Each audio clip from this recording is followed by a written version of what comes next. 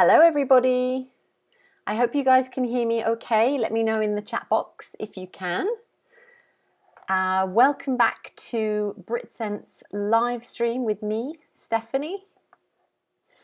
We have some of our regulars already in the house. So we've got Beatrice. Hi Beatrice, how are you? We have Sujong, welcome back, and Sori as well, and Hoen and Sunyoung, welcome. Welcome. And we have some other names as well. We have Donghan. Welcome, Donghan. Thank you for joining me today. And Alice. A couple of names I can't read. Sorry about that. But yeah, I'm glad you guys can hear me. Thank you for letting me know. How are you? I hope you've had a good start to the week. This is our second live stream of the year. 2021. Hello to IJ, welcome. Last week we talked a little bit about the new year, and we talked about your wishes for the new year as well as your New Year's resolutions. A lot of us had the resolution that we want to get more healthy, become fitter. How are your resolutions going? And also some of you wanted to improve your English by reading more or writing more. Let me know how that's all going.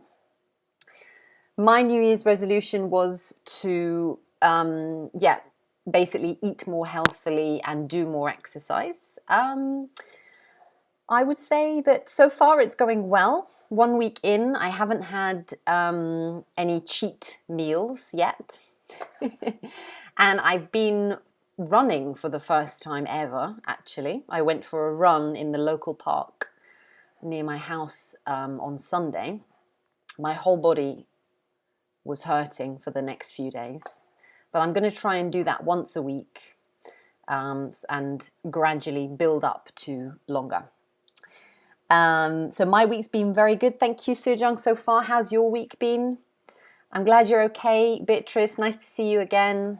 Let me know what you guys have been up to. You've been doing anything new so far? And I hope, I hope you're having a good start to the year. So today we're going to be talking about UK versus US English, which is a big question with a lot of my students, because in many countries people learn American English instead of British English.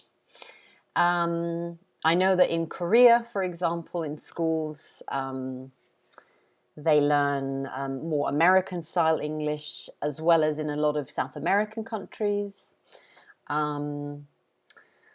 So there are quite a few differences between British and American English, which might be interesting for you if you're not very familiar with British English.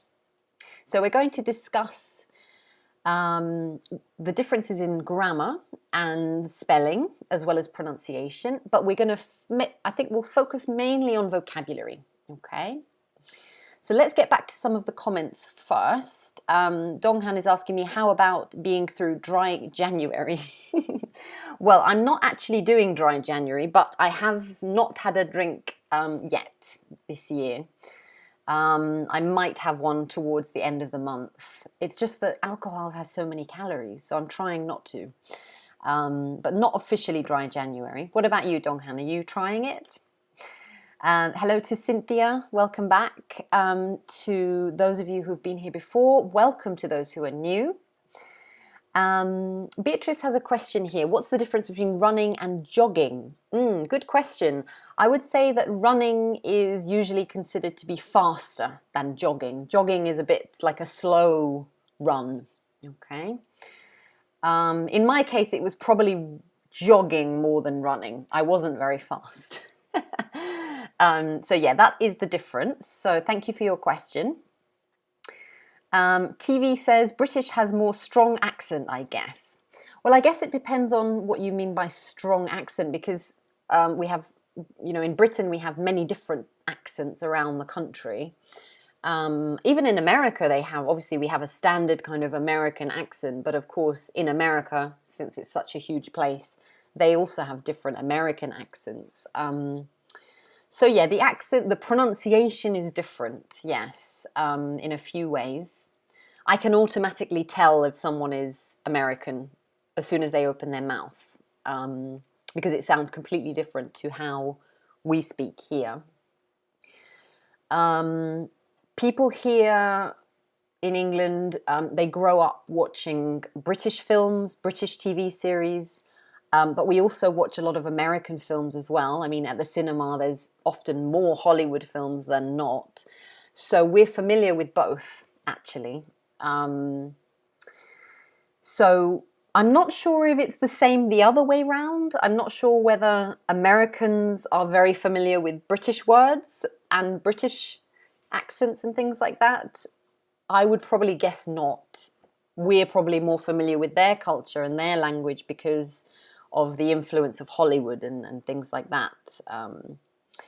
So yeah, but yeah, it's interesting because most people in the UK would understand you if you were speaking American English. There might be a few words that are lost in translation because they're completely different and maybe you're unfamiliar with them. But I would say that most like kind of more traditional people are, well, they might kind of tell you if they notice that you're using American English. So if a British person is using an American word or an American expression, they might say, oh, that sounds American, or oh, stop using American English. So they might kind of call you out, as they say. They'll kind of like let you know that you're speaking American English. Other people will just ignore it. It depends on the person, really.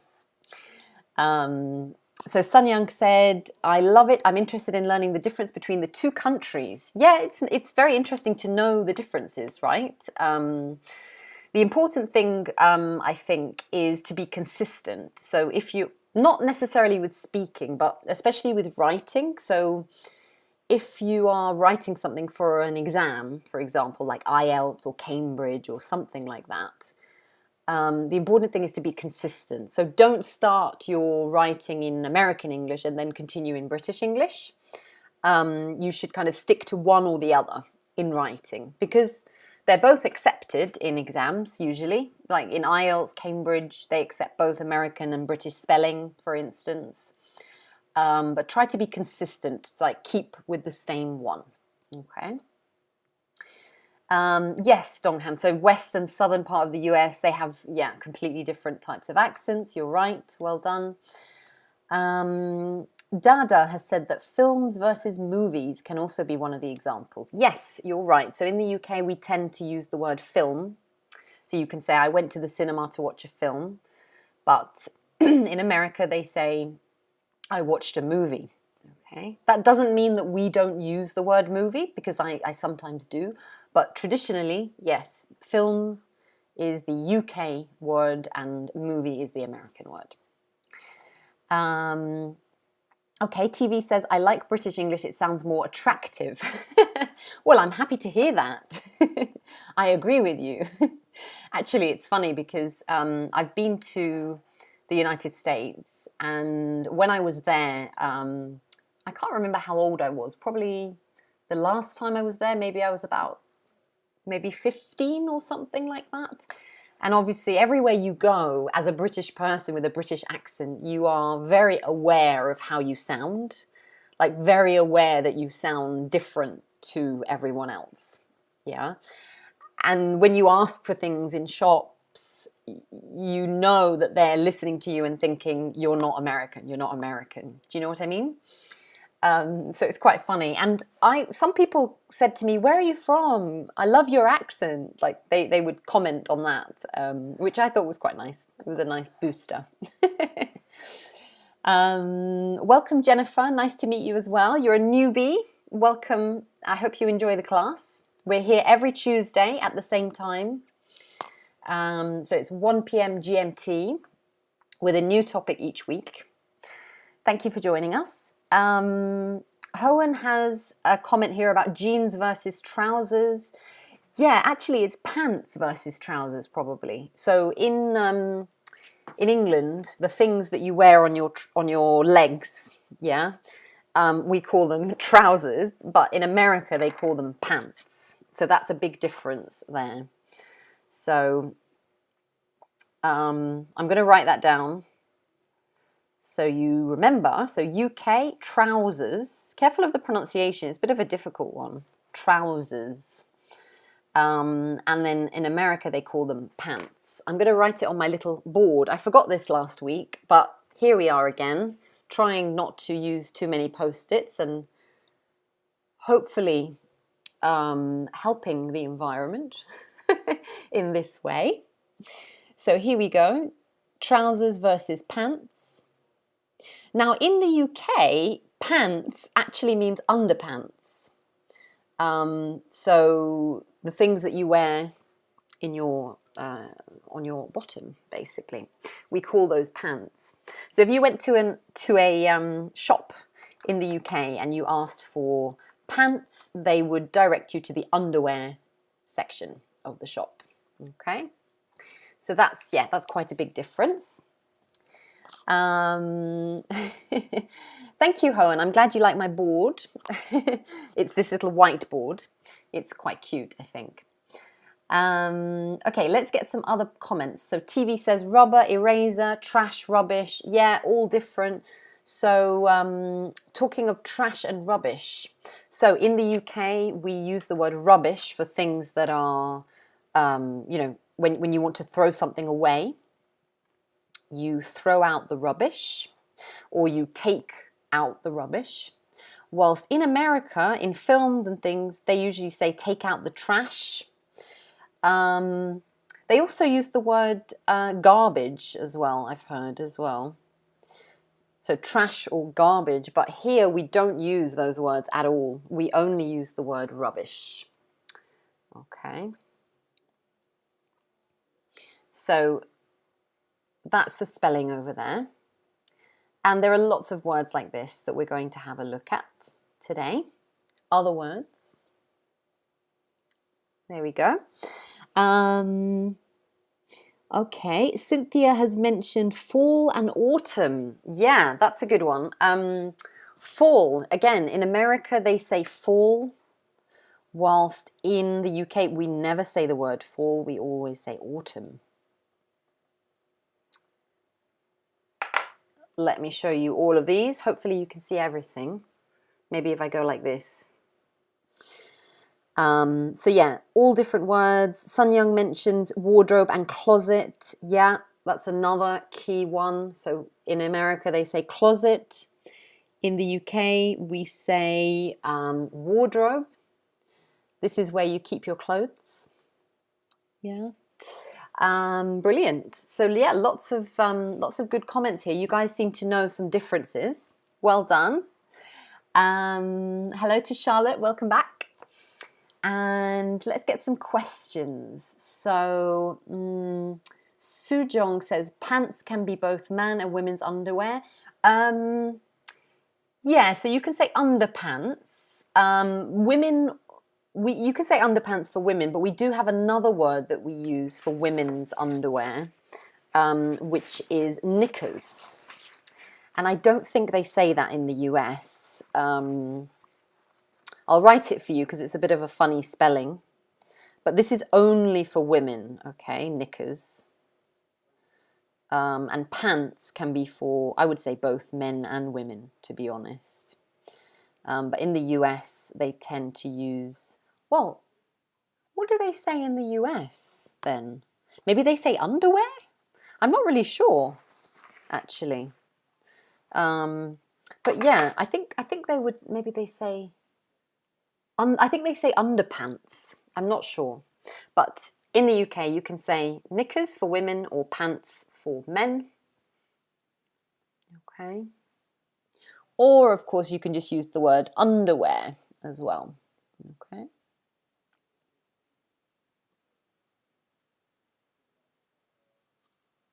All right.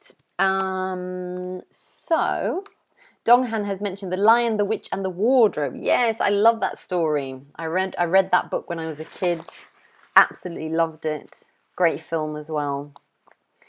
And yes, wardrobe, not closet in this case. Hello to Foodie, yeah, welcome. I'm also a foodie. Yeah, so, and hello to Chris, welcome back. Well, welcome back. Another thing that I notice, if we move away from words for a minute, is grammar. So in the UK, we tend to use the verb get in the past participle, so the third form. We say got, so we say get, got, got. Okay. But in the US, they normally say gotten. So maybe you guys are aware of that already. They say get, got, gotten. Now, some people say that Brits use gotten as well, but I've never heard any British person use gotten. Not really. In fact, if somebody says gotten, like I have gotten something, it sounds really wrong to me, but that's just because I studied British grammar. So here we go, just so you see the spelling of that as well. So in terms of grammar, I would say that's the main difference. There are a couple of other differences as well that I've noticed from watching, you know, British TV and American TV and comparing them, that sort of thing. One of them is that in the UK, we tend to use the present perfect quite a lot. Like we say, for example, I've just seen him. Whilst in the US, they tend to say like I just saw him. So they don't really use, they don't seem to use I have just done that. They don't really use the perfect form as much as we do. That doesn't mean it doesn't exist, but they don't use it as much. So let me compare that. So in the UK, we would normally say I have just seen him. So we use have and past participle. So this is present perfect form. But in the US, they tend to usually say, I just saw him. So they use past simple verb. So they don't use the have, basically. So that's something I've noticed quite a lot in American films. Have you noticed this yourselves? If any of you have studied both American and British English, have you noticed this this difference at all?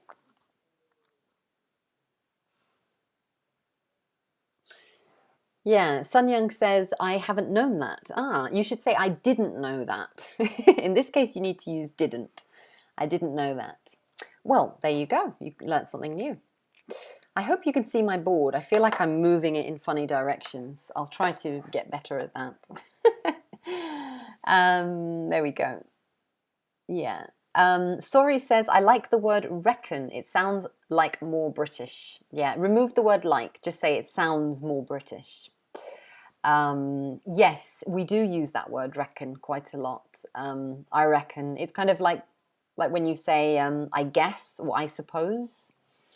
Yeah, that's it. And of course, some of you have mentioned spelling as well. Spelling, there are lots of spelling differences between American and British English. Quite a few, actually. Somebody earlier mentioned this. I missed the comment. I can't remember who it was. But basically, words ending in TRE in the UK are written TER in the US. Let me give you an example. So in the UK, we would write theatre like this,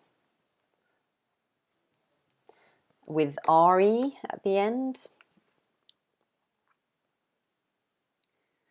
But in the US, they wouldn't write it in that way.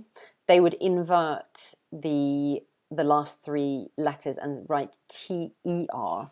Okay. So in the USA, it would be like this, basically. And of course, there are other words similar to this. Sun has mentioned centre. Charlotte mentioned centre as well as Chris. Yeah, so you guys seem to know this one. Yeah, so centre, that's another one. So they would write it a bit differently. The pronunciation is pretty much the same. It's just the spelling that's different here.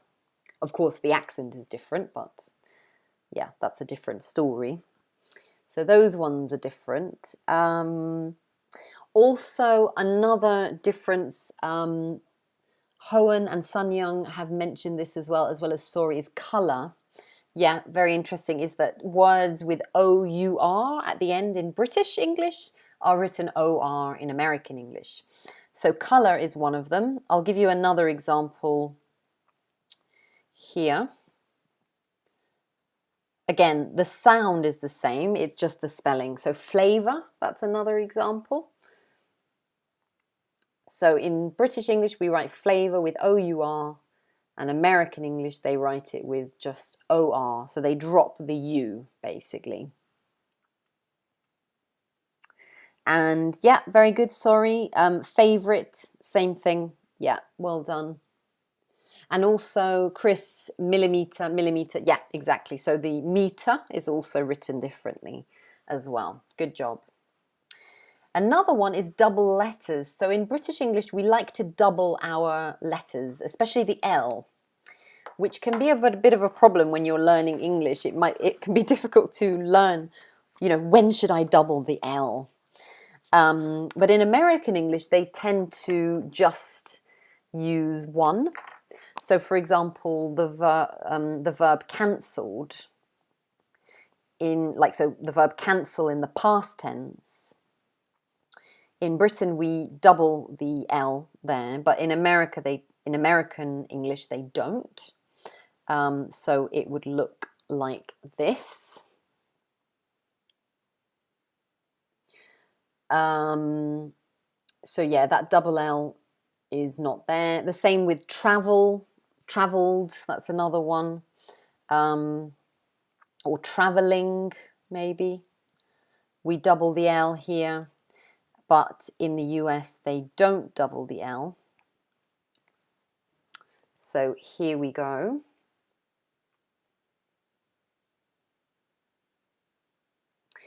The interesting thing, though, is that when the word is written not in the past tense or in the ing form, so the gerund form, we don't double it. So, for example, travel is written travel with just one L. I'll show you what I mean. And the same in the US. So this is the same. And also cancel in the kind of infinitive form or present tense. It's written the same in American and British English. Do you see that there?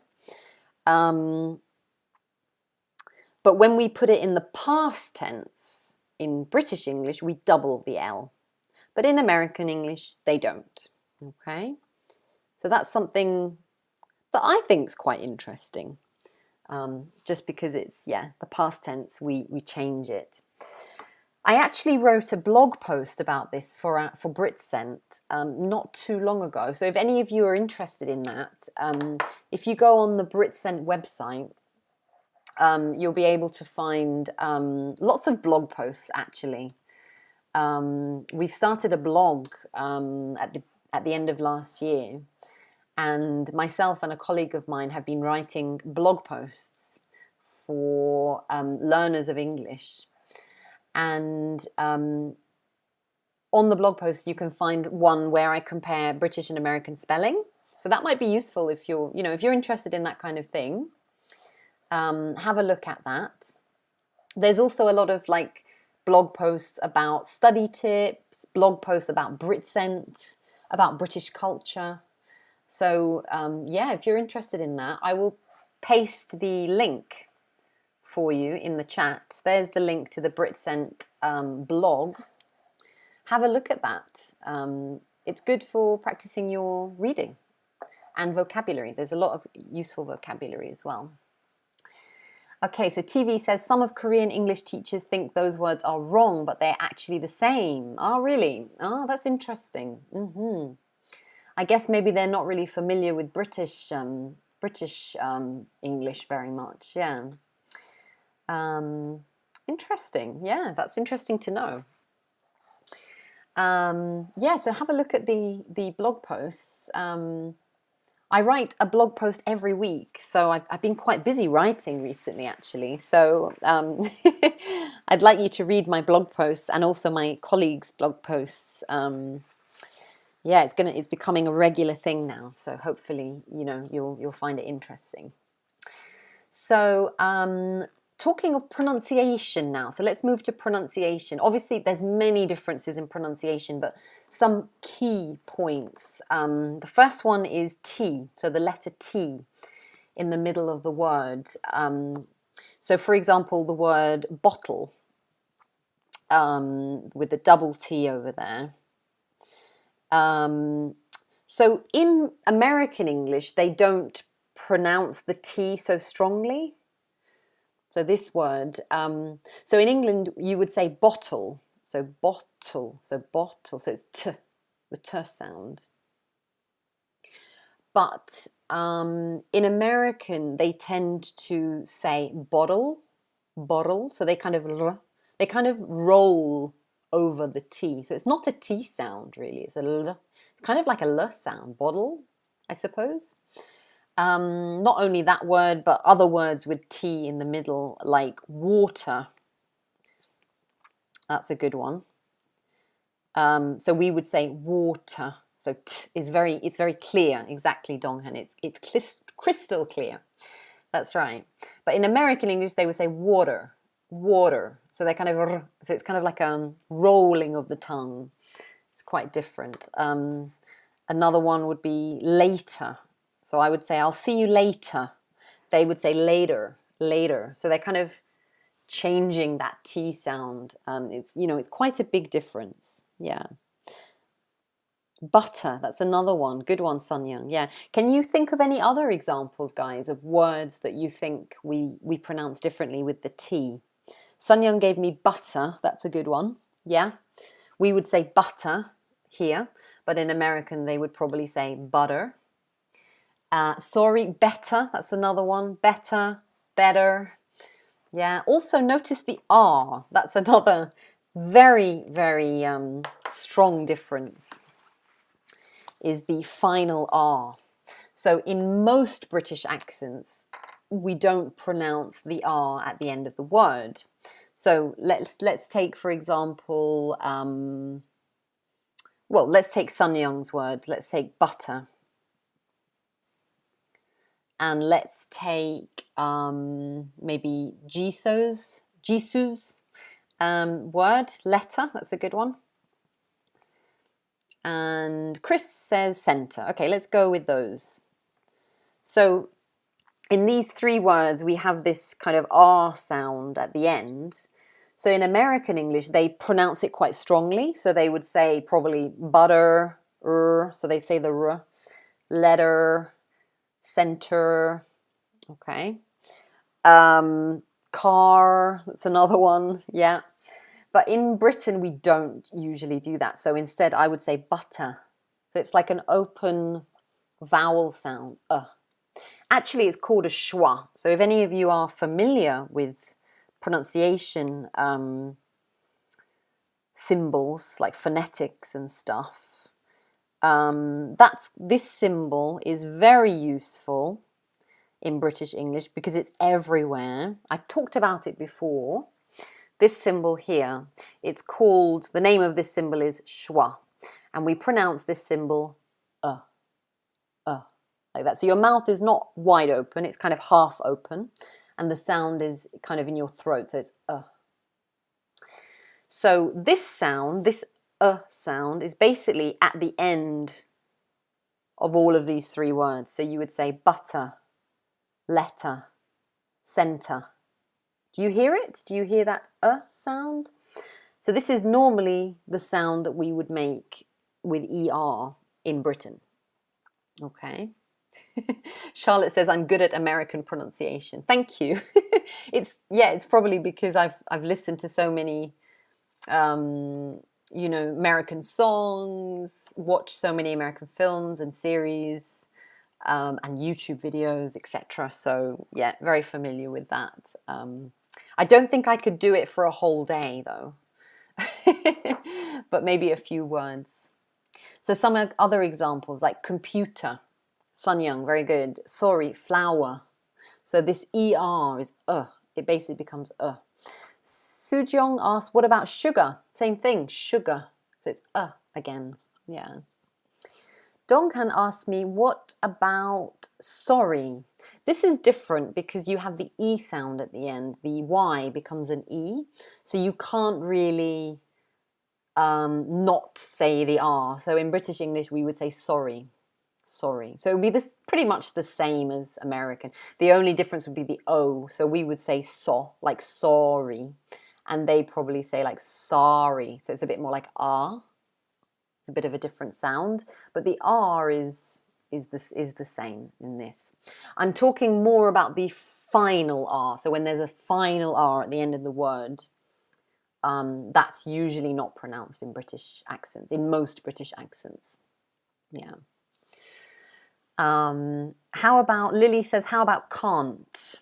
That's another key one. A lot of my students can, you know, sometimes they say that word and I'm not sure if they're saying can or can't because it's very different.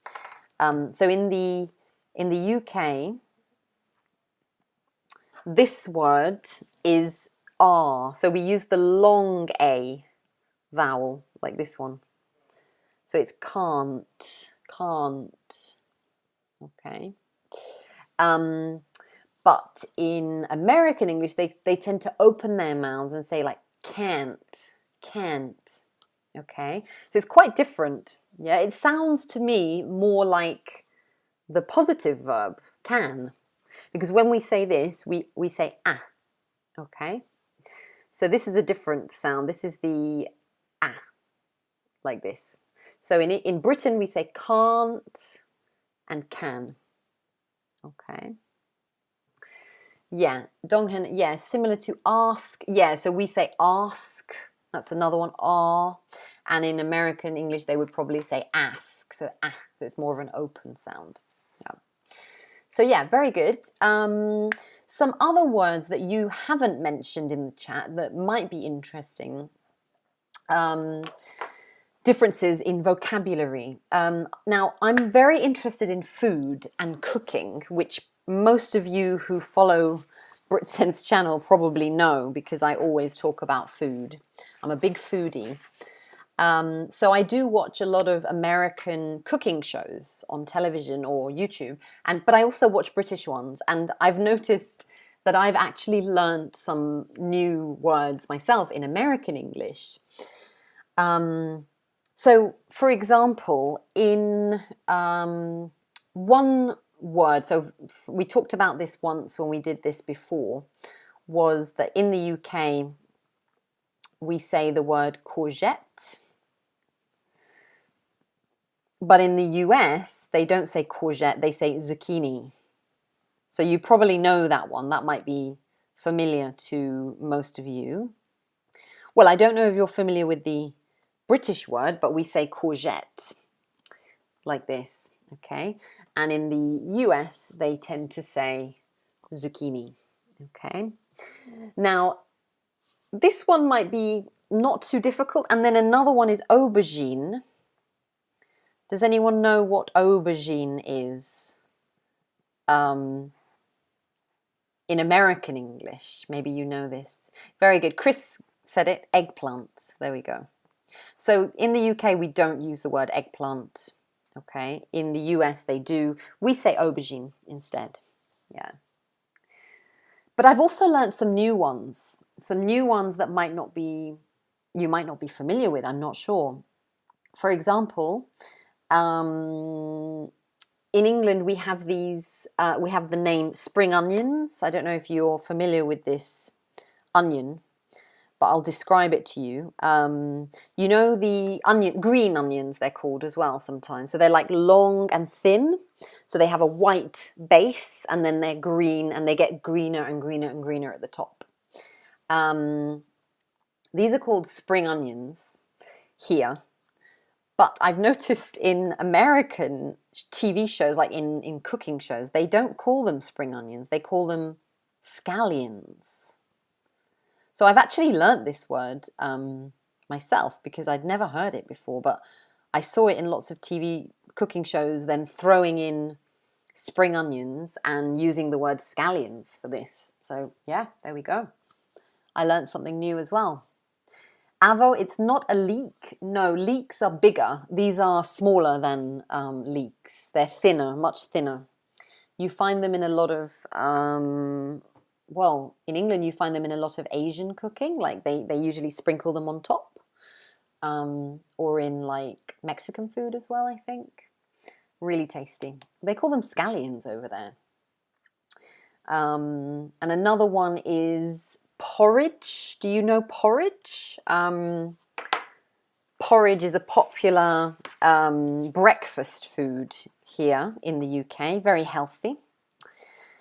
I don't really like it myself, but it's very popular because it's really healthy, and yeah, people like to eat it in the morning.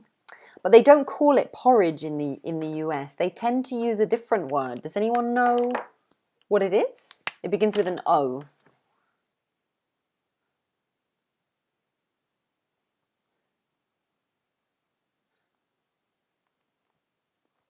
Very good, Wonju. You got it right. Yeah, it's oatmeal. Yeah. So in the UK we don't normally say oatmeal, but in the US they call it oatmeal. We call it porridge. So it's basically grains like oats, which are heated and mixed with milk. It's like a very thick, yeah, mixture that you can eat it with bananas on top, fruit, honey, anything you like, really. So yeah, those are some. What else? Okay, why don't we start our mini quiz? We normally do a mini quiz each time, and we're going to do one today. So hopefully you can learn some new things. Let me know if you're ready for the mini quiz. I'm ready to go with my questions. Now, normally in the mini quiz, I ask a question and then I give you options, A, B, or C, and you write A, B, or C in the chat. Today, we're going to do it a bit differently because my questions are open questions. So what I would like you to do is just write your answer in the chat, okay? Just write a short answer in the chat, okay? Okay. Here we go. My first question is, what is the British English word for this symbol at the end of a sentence? And I'm going to show you the symbol, okay? Here we go. What is the British English word for this symbol at the end of a sentence? Write your answer in the chat.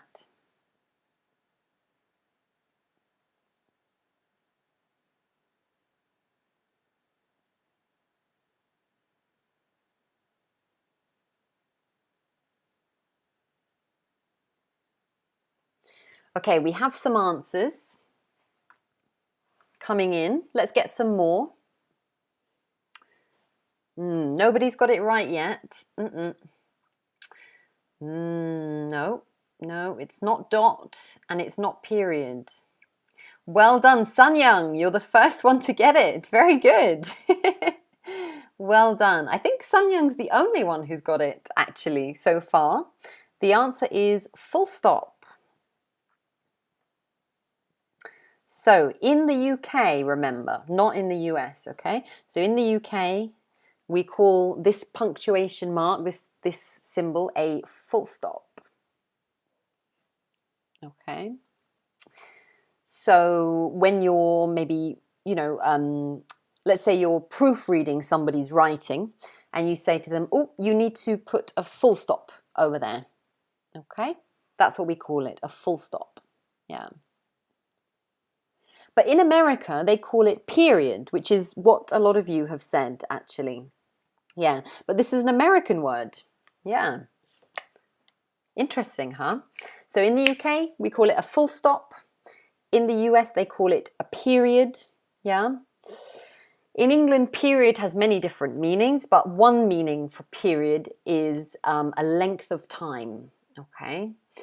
For example, we say the project will run for a 6-month trial period. Okay, so it means for 6 months, like this length of time. Okay, or another example might be all of these changes happened over a period of 2 months. Okay, so period does not mean full stop. It means a period of time, like a length of time. Okay. And of course, in every month, most women have a period as well, which is uncomfortable. These are the only 2 meanings here, okay? Because we don't use it for full stop, okay? All right, so that was an interesting one, I think. Lots of you didn't know. Okay, let's move to question 2, okay? So question 2, here we go. In the USA, at the end of your address, you have a zip code. What do we call this in the UK? Write your name, write your answer in the chat for me, please.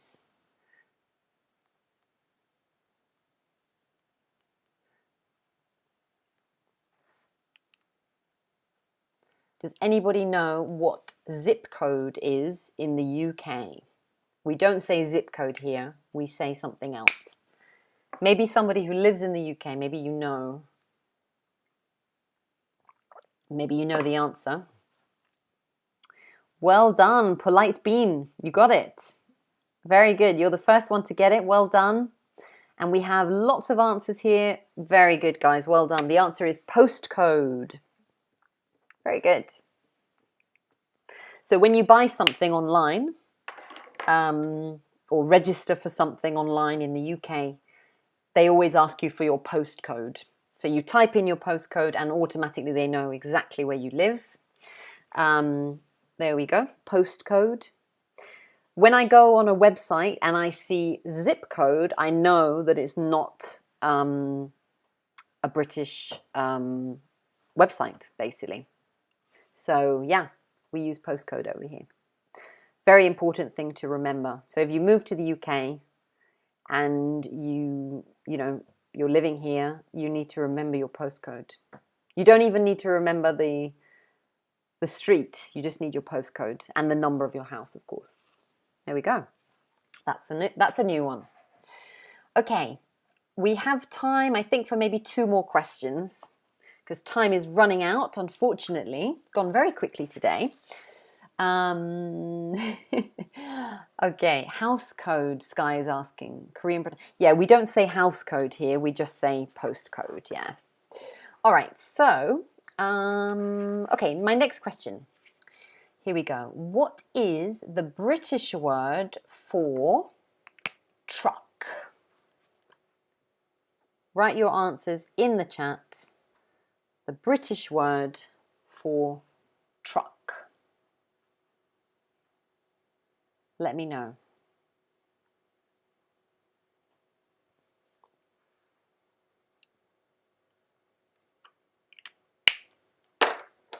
I'm curious to see if anybody knows this one.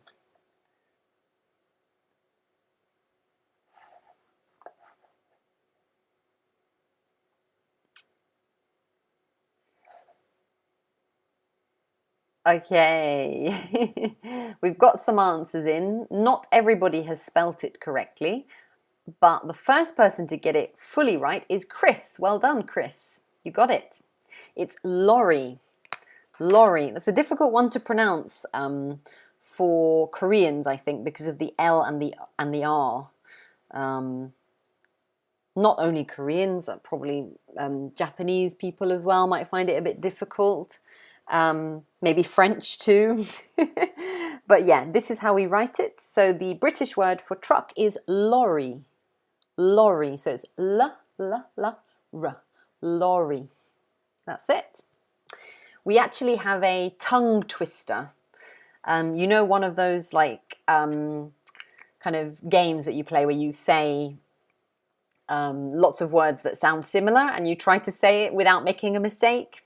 So try this. Red lorry, yellow lorry. Red lorry, yellow lorry. You have to say it over and over and again, over and over again. It's very hard, even for me. Let me try. Here we go. Red lorry, yellow lorry. Red lorry, yellow lorry. Red lorry, yellow lorry. See? Very hard. We call this a tongue twister, by the way, in case you're interested. Because your tongue, which is this, is twisting around. And it's difficult to get your tongue around the word, almost. We call it a tongue twister. So try it. Try it at home. Red lorry, yellow lorry, red lorry, many times. It's quite hard, I must say. Okay, we've got time for one more question. Here we go. It is difficult, isn't it? Yeah, really difficult to do. Okay, we have one more question. So, okay, let's try this one. Okay, here we go. Okay, let's do a pronunciation one. Okay, so which pronunciations? I'm going to give you two pronunciations. Okay, and the question is, which pronunciation of this letter here? Which pronunciation of this letter is British English? Two options. Option A, Z. Option B, Z. Is it A, Z, or B, Z? How do we pronounce it in British English?